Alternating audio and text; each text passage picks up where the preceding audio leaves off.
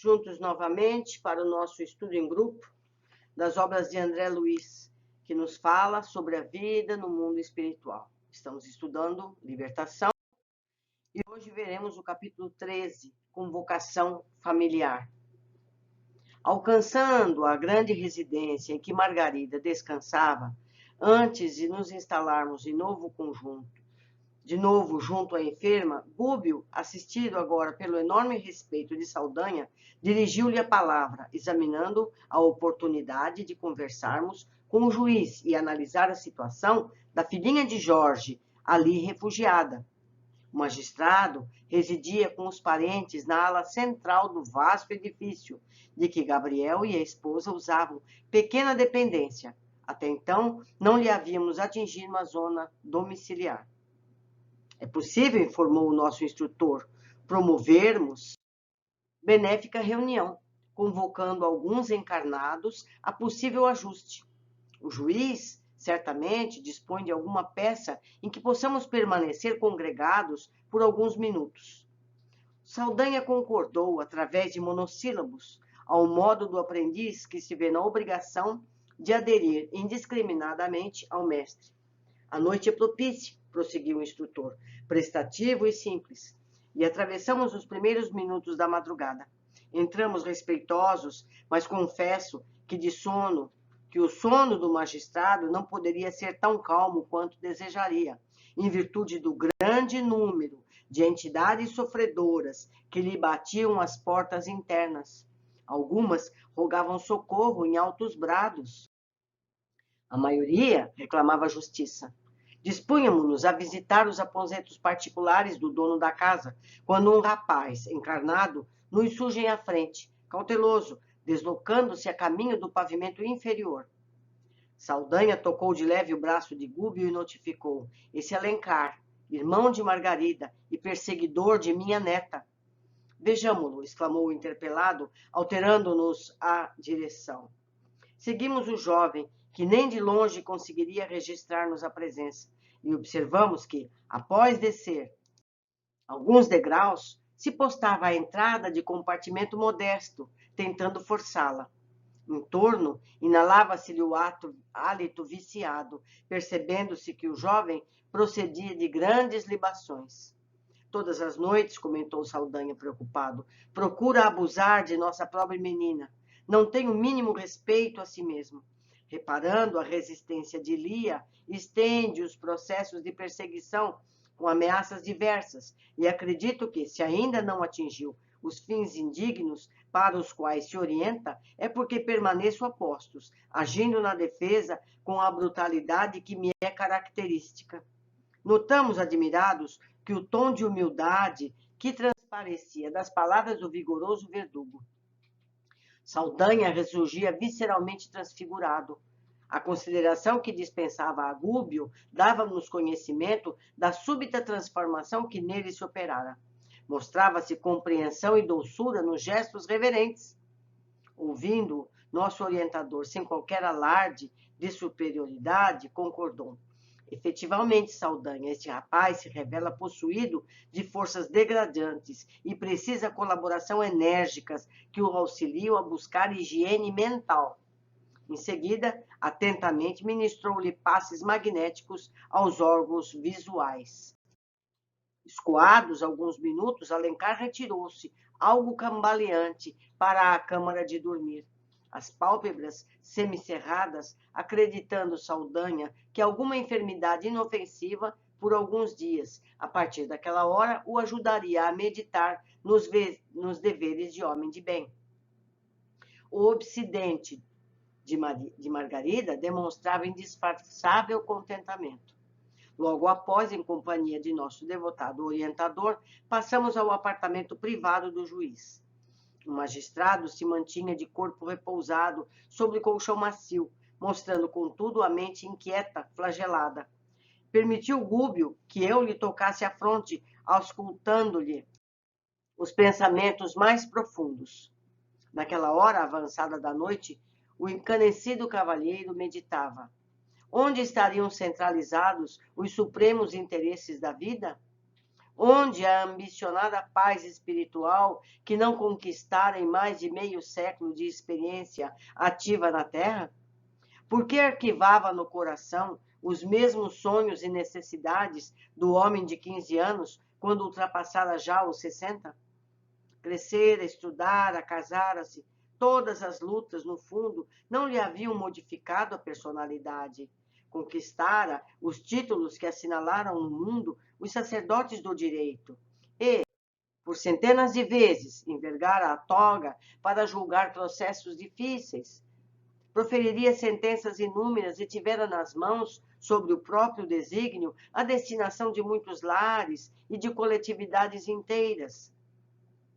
Receberam homenagens de pobres e ricos, grandes e pequenos, no transcurso da viagem pelo encapelado mar da experiência terrestre, em face da posição que desfrutara no ataviado barco do tribunal.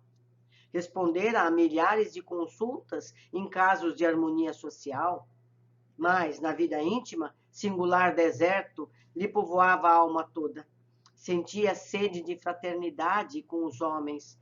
Todavia, a posse do ouro e a iminência da atividade pública impunham-lhe grandes obstáculos para ler a verdade na máscara dos semelhantes.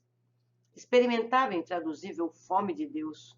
No entanto, os dogmas das religiões sectárias e as discórdias entre elas afastavam-lhe o espírito de qualquer acordo com a fé atuante no mundo. Por outro lado, a ciência comum, negativista e impertinente, ressecava-lhe o coração. Toda a existência se resumiria a simples fenômenos mecânicos dentro da natureza? Adotada essa hipótese, toda a vida humana seria tão importante como uma bolha d'água a desfazer-se ao vento. Sentia-se dilacerado, oprimido, exausto. Ele, que esclarecera a muitos quanto às mais elevadas normas de conduta pessoal, como elucidaria agora a si mesmo?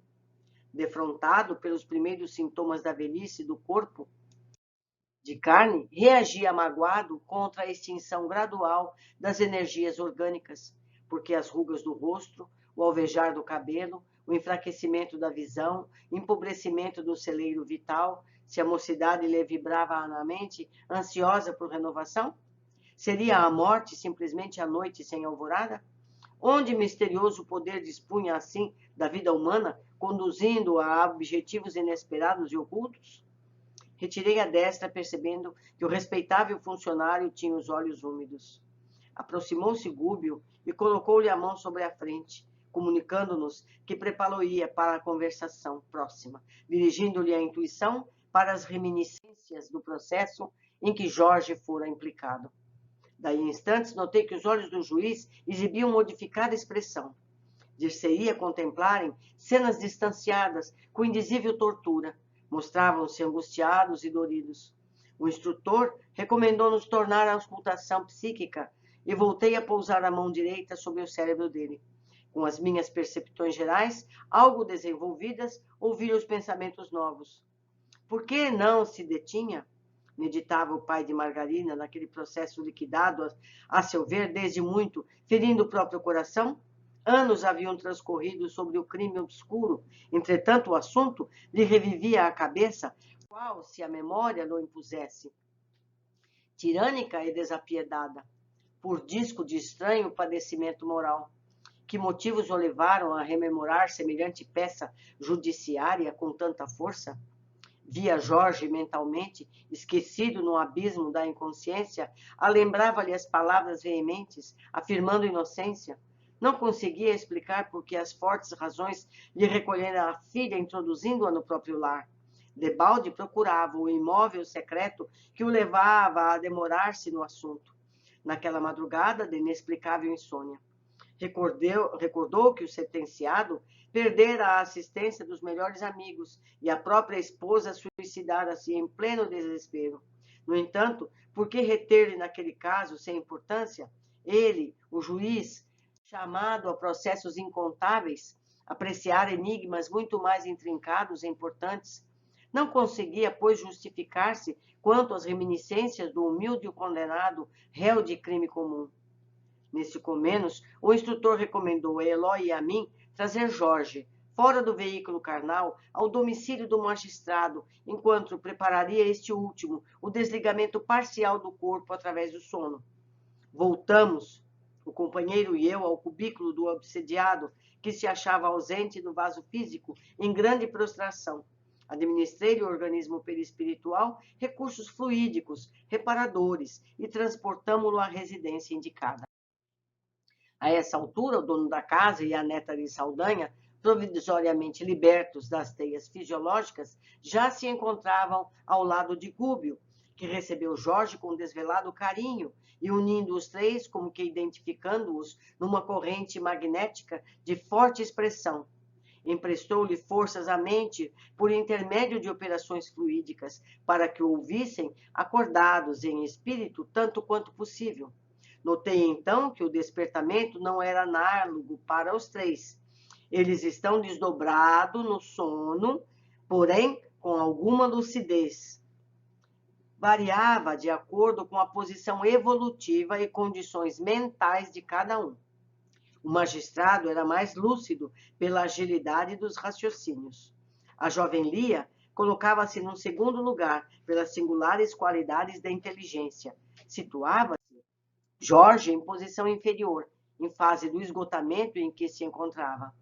Vendo-se à frente do antigo réu e da filha, que identificou de pronto, o categorizado expoente da justiça perguntou a esmo, absorvido de insofreável espanto: Onde estamos? Onde estamos? Nenhum de nós se atreveu a responder. Gúbio, no entanto, orava em silêncio, e quando formosa luz se lhe irradiou do tórax e do cérebro, dando-nos a entender que o sentimento e a razão se achavam nele irmanados em claridade celeste, exclamou para o assombrado interlocutor, tocando-lhe afavelmente os ombros: Juiz, o lar do mundo não é tão somente um asilo de corpos que o tempo transformará. É igualmente o ninho das almas, onde o espírito pode entender-se com o espírito quando o sono sela os lábios da carne. Suscetíveis de mentir, congregamo-nos em teu próprio abrigo para uma audiência com a realidade. O chefe daquele santuário doméstico escutava perplexo. O homem encarnado na terra, continuou Gúbio empolgante, é uma alma eterna, usando um corpo perecível, alma que procede de milenários caminhos para a integração com a verdade divina, a maneira do seixo que desce, rolando nos séculos, do cimo do monte para o seio recôndito do mar. Somos todos atores do drama sublime da evolução universal, através do amor e da dor. Indébita é a nossa interferência nos destinos uns dos outros, quando nossos pés trilham retos caminhos. Todavia, se nos desviamos da rota adequada, é razoável o apelo do amor para que a dor diminua. O magistrado ligou os conceitos ouvidos à presença de Jorge na sala e inquiriu aflito: Apelam porventura em favor deste condenado?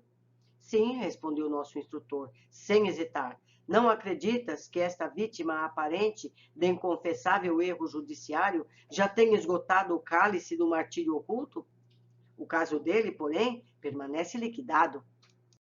Não, juiz nenhum de nós chegou ao fim dos processos redentores que nos dizem respeito. Não seria Jorge acusado, penitente, o único sentenciado indigno de uma pausa nas dores da remissão? O interlocutor arregalou os olhos, mostrando certo orgulho ferido, retorquiu quase sarcástico. Mas eu fui o juiz da causa, consultei os códigos necessários antes de emitir a sentença. O crime foi averiguado, os laudos periciais, as testemunhas condenaram o réu. Não posso, em sã consciência, aceitar intromissões, mesmo tardias, sem argumentação poderosa e cabível. Gúbio contemplou-o compadecidamente e considerou: Compreendo-te a negativa. Os fluidos da carne tecem um véu pesado demais para ser facilmente rompido pelos que se não afeiçoam ainda diariamente ao contato da espiritualidade superior. Invocas a tua condição de sacerdote da lei, para esmagares o destino de um trabalhador que já perdeu tudo quanto possuía, a fim de que resgatasse intensivamente os erros do passado distante. Ou seja, o Jorge tinha crimes a serem pagos no passado. Ele não ficou preso injustamente perante a lei de Deus, somente pela lei dos homens. Refere-se ao título que a convenção humana te conferiu, certamente atendendo a injunções do poder divino. Entretanto, não me pareces amoldado aos sublimes fundamentos da tua elevada missão no mundo, porquanto o homem que aceitou a mordomia do quadro dos bens materiais ou espirituais do planeta nunca alardeia superioridade, quando consciente das obrigações que lhe cabem, por entender na administração fiel um caminho de aprimoramento, mesmo através de extremo sofrimento moral. Distribuir amor e justiça simultaneamente na atualidade da Terra, em que a maioria das criaturas menosprezam semelhantes dádivas, é crivar-se de dores. Admites que o homem viverá sem contas, ainda mesmo aquele que se supõe capacitado para julgar o próximo. Em definitivo, acreditas haja o teu raciocínio acertado em todos os enigmas da senda? Terás agido imparcialmente em todas as decisões? Não creias. O justo juiz foi crucificado num madeiro de linhas retas por devotar-se ao mundo à extrema retidão. Todos nós, na estrada multissecular do conhecimento edificante, muita vez colocamos o desejo acima do dever e o capricho a cavaleiro dos princípios redentores que nos compete observar. Em quantas ocasiões já te inclinou o mandato a confrações da política, desintegrante dos homens, ávidos de transitório poder? Em quantos processos permitiste que os teus sentimentos se turvassem no personalismo delinquente? O homem, em cuja sentença identificava Saldanha perigoso inimigo, revelava-se infinitamente confundido. Palidez cadavérica lhe cobria o semblante, sobre o qual grossas lágrimas precipitavam a correr. Juiz, continuou Gúbio em voz firme, não fosse a compaixão divina que te concede ao ministério diversos auxiliares invisíveis, amparando-te as ações por amor à justiça que te representas, e as vítimas dos teus erros involuntários e as paixões obcecantes daqueles que te cercam não te permitiriam a permanência no cargo. Teu palácio residencial mostra-se repleto de sombras. Muitos homens e mulheres, dos que já sentenciaste em mais de 20 anos nas lides do direito, arrebatados pela morte, não conseguiram seguir adiante, colados que se acham aos efeitos das tuas decisões e demoram-se em tua própria casa, aguardando-te explicações oportunas. Missionários da lei, sem hábitos de prece e meditação, únicos recursos através dos quais poderias abreviar o trabalho de esclarecimento que te assiste, grandes surpresas te reserva o transe final do corpo. Verificando-se pausa mais longa, o magistrado exteriorizou nos olhos indefiníveis terror, caiu de joelhos e rogou: benfeitor ou vingador, ensina-me o caminho. Que devo fazer a benefício do condenado? Facilitarás a revisão do processo e restituirás a liberdade. Ele é, então, inocente? Indagou o interlocutor, exigindo bases sólidas a futuras conclusões. Ninguém sofre sem necessidade à frente da justiça celeste. O Jorge tinha crimes em outras vidas, é o que ele quer dizer. E tão grande harmonia rege o universo que os nossos próprios males se transubstanciam em bênçãos. Explicaremos tudo, e dando-nos a perceber que precisava gravar na mente do juiz quanto se lhe pedia a ação providencial, continuou: não te circunscreverás a mencionada medida. Amparar-lhe-ás a filha, hoje internada, por favor, em tua casa, em estabelecimento condigno, onde possa receber a necessária educação. Mas, interveio o jurista, essa menina não é minha filha? Não serias, entretanto, convocado por nós a semelhante encargo, se não pudesses recebê-lo. Crês, porém, que o dinheiro em disponibilidade deva satisfazer tão somente as exigências daqueles que se reuniram a nós dentro dos laços consanguíneos? Liberta o coração, meu amigo, respira em mais alto clima. Aprende a semear amor no chão em que pisas. Quanto mais eminentemente coloca a experiência humana, mais intensivo pode tornar-se o esforço da criatura na própria elevação.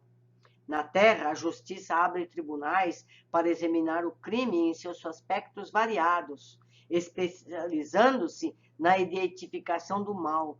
Todavia, no céu, a harmonia descerra santuários, apreciando-nos a bondade e a virtude, consagrando-se à exaltação do bem, na totalidade dos seus ângulos divinos.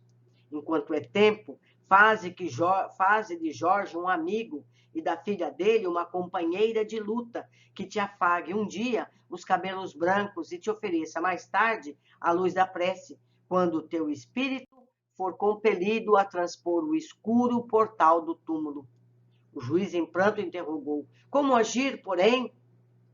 Amanhã, informou o instrutor, calmo e persuasivo, te erguerás do leito sem lembrança integral do nosso entendimento de agora, porque o cérebro de carne é instrumento delicado, incapaz de suportar a carga de duas vidas, mas ideias novas surgir-te-ão formosas e claras, com respeito ao bem que necessitas praticar. A intuição, contudo, que é o disco milagroso da consciência, funcionará livremente, transmitindo-te as sugestões desta hora de luz e paz, qual canteiro de bênçãos, ofertando-te flores perfumosas e espontâneas. Chegado esse momento, não permitas que o cálculo te abafe o impulso das boas obras. No coração hesitante, o raciocínio vulgar luta contra o sentimento renovador, turvando-lhe a corrente límpida com o receio da ingratidão, com a ruinosa obediência aos preconceitos estabelecidos. Diante de Saldanha, que acompanhava a cena, demonstrando indizível bem-estar, Jorge e a filha trocavam olhares de alegria e esperança. O magistrado contemplou-os pensativo, notando-se-lhe o propósito de endereçar ao nosso instrutor novas interpelações. Dominado, no entanto, pelas emoções do minuto, calou-se, resignado e humilde. Gúbio, entretanto, perscrutando-lhe os pensamentos, tocou-lhe a fonte de leve com ambas as mãos e falou em voz firme: gostarias que me expressasse a respeito da culpabilidade do réu, a fim de que a tua consciência de julgador consolide certos pontos de vista, já esposados no processo a que nos reportamos. Em verdade, quanto ao delito de que é presentemente acusado, Jorge tem as mãos limpas. Entretanto, a existência humana é como precioso tecido, de que os olhos mortais apenas enxergam o lado do avesso. Nós, nos sofrimentos de hoje, sorvemos os débitos de ontem. Com isso, não desejamos dizer que nossas falhas, muitas vezes oriundas de ociosidade ou impenitência de agora, gerando resultados ruinosos para nós mesmos e para outrem, sejam recursos providenciais ao pagamento de alheias dívidas, porque assim consagraríamos a fatalidade por soberana do mundo, quando, em todas as horas, criamos causas e consequências com os nossos atos cotidianos. As entidades que pranteiam as tuas portas não choram sem razão, e mais dia menos dia, a toga que envergas temporariamente acertará contas com todos aqueles que, em torno dela, se lastimam. Jorge, porém, que aqui não se encontra em reclamações, e sim trazido por nós para benemérito entendimento, liberou certa parte do pretérito doloroso. Gúbio, a essa altura, fez grande pausa em suas elucidações, fixou o interlocutor mais profundamente e prosseguiu com grave entono: juiz, pessoas e sucessos que nos afetam as consciências de maneira particular não constituem objeto vulgar de marcha reveladora da vida. Por agora, trazes a mente subjugada pelo choque biológico do retorno à carne e não poderia seguir-nos na exumação do passado recente. Já te auscultei, no entanto, os arquivos mentais e vejo os quadros que o tempo não destrói. No século findo, guardavas o título de posse sobre extensas faixas de terra e orgulhavas-te da posição de senhor de dezenas de escravos que, em maioria reencarnados atualmente, te integram a falange de colaboradores nos trabalhos comuns a que te sentes constrangido pela máquina funcional. A todos eles deves assistência e carinho, auxílio e compreensão. Nem todos os servos do passado, porém, se confundem no mesmo naipe de relações com o teu espírito. Alguns se salientaram no drama que viveste e volvem ao teu caminho, impressionando-te o coração. Jorge de hoje era ontem teu escravo, embora nascesse quase sob o mesmo teto que te assinalou os primeiros vagidos. Era o teu servidor perante os códigos terrestres e irmão consanguíneo ante as divinas leis. Certo? O Jorge era irmão dele com alguma escrava. Não obstante, apagado por outra mãe. Nunca lhe perdoaste semelhante aproximação, considerada em tua casa por aviltante ultraje em nome familiar. Chegados ambos à tarefa da paternidade, teu filho de ontem e de hoje lhe transviou a filha do pretérito e de agora. E quando semelhante amargura sobreveio, com escárnio supremo para um lar cativo e triste, determinaste medidas condenáveis que culminaram no insofreável desespero de Jorge em outros tempos, o qual, desarvorado e semilouco, não somente roubou a vida ao corpo do teu filho, que lhe invadira o santuário doméstico, mas também a própria existência, suicidando-se em dramáticas circunstâncias. Veja como a vida enrola tudo, traz todo mundo junto e as coisas se acertam no fim. Todavia, nem a dor, nem a morte aparecem nas aflições da responsabilidade que só o regresso à oportunidade de reconciliação consegue remediar. E aqui te encontras, de novo, diante do condenado, junto do qual sempre te inclinaste à antipatia gratuita, e ao lado da jovem, a quem prometeste amparar por filha, muito querida ao coração. Trabalha, meu amigo, vale-te dos anos, porque Alencar e a tua pupila serão atraídos à bênção do matrimônio. Age enquanto podes, todo bem praticado felicitará a ti mesmo, porquanto outro caminho para Deus não existe, fora do entendimento construtivo, da bondade ativa, do perdão redentor. Jorge, humilhado e desiludido, apagou o desvario deplorável, suportando inominável martírio moral em poucos anos de acusação indébita e prisão tormentosa com viuvez, enfermidades e privações de toda espécie.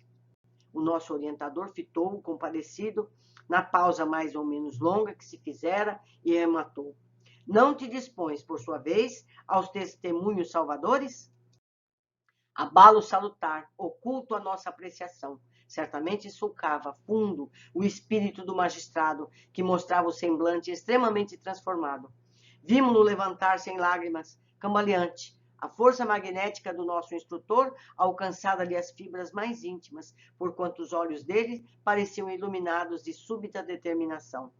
Abeirou-se de Jorge, estendeu-lhe a destra em sinal de fraternidade, que o filho de Saldanha beijou igualmente em pranto, e em seguida acercou-se da jovem, abriu-lhe os braços acolhedores e exclamou comovida: serás minha filha doravante, para sempre. Indescritível acontentamento marcou-nos o inovidável minuto. Gúbio ajudou-os a partir em direção do interior doméstico e quando nos dispunhamos a reconduzir Jorge ao presídio de cura, onde o corpo do repouso o esperava.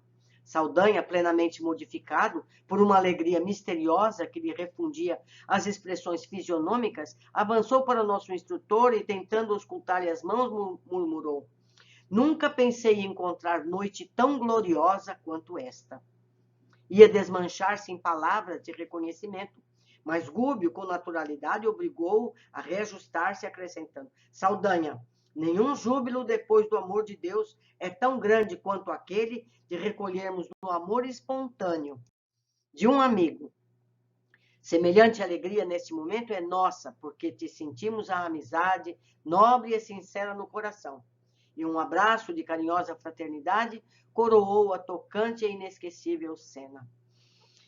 Amigos, quanta coisa aprendemos neste capítulo. Veja como a vida das pessoas é emaranhada. Jorge havia, sim, cometido um crime perante a própria família do juiz, mas isso em vida anterior, que ele pôde pagar nessa vida. Por outro lado, o juiz precisava acertar o erro jurídico, e por aí tudo se encadeia. Isso serve para que nós tentemos entender as nossas vidas. Por que certas coisas acontecem como acontecem? Por que razões nos enrolamos com certas pessoas? Por que certos fatos acontecem, muitas vezes nos parecendo injustos?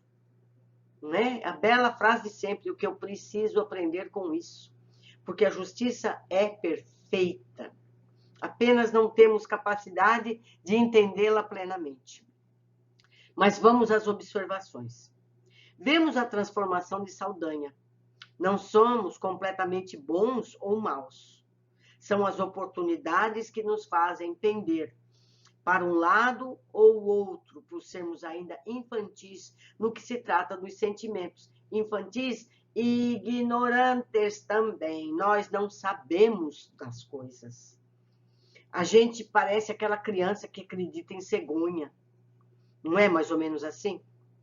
Mas agora nós temos caminhos para rondar. Nós sabemos as coisas, estamos aprendendo as coisas. Vamos nos esforçar para fazer desse conhecimento parte de nós mesmos. Vamos ver o texto literal que disse. Saldanha ressurgia visceralmente transfigurado. A consideração que dispensava a Gúbio dava-nos conhecimento da súbita transformação que nele se operava, mostrava compreensão e doçura nos gestos reverentes. Ele teve a oportunidade de ver as soluções do amor serem efetivas, serem mais efetivas que a do ódio, e agora tem oportunidade de escolher o que seguir.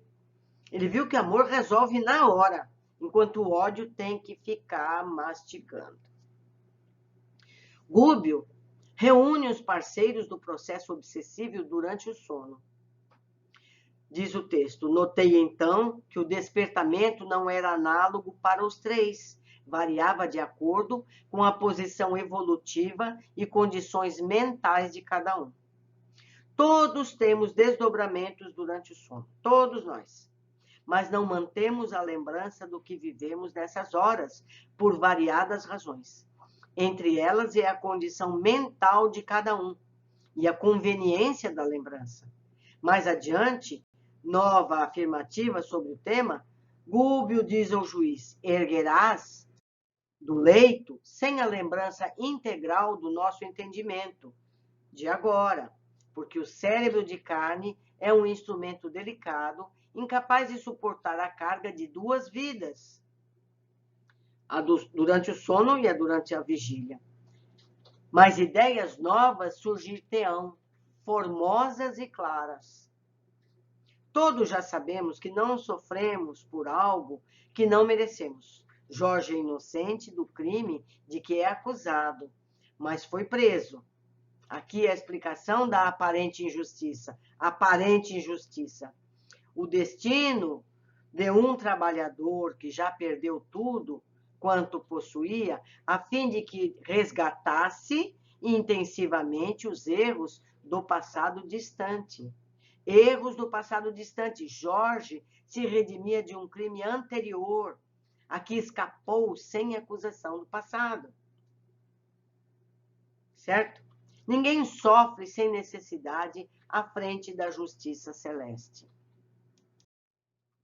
Gúbio pesquisa a mente do juiz e diz que ele foi dono de terras e escravos, e esses reencarnados estão com ele e deve tratá-los com carinho. Maioria reencarnados atualmente integram a falange de colaboradores nos trabalhos comuns. Eram escravos, agora são funcionários. E ainda revela que Jorge era um dos escravos e irmão. Deduzimos filhos do mesmo pai com uma escrava. Irmão consanguíneo ante as leis divinas, foi o que disse o texto. Vemos como não estamos todos ligados uns aos outros de alguma forma? Não nos encontramos ao acaso, todos temos algo em comum e devemos ser fraternos sempre.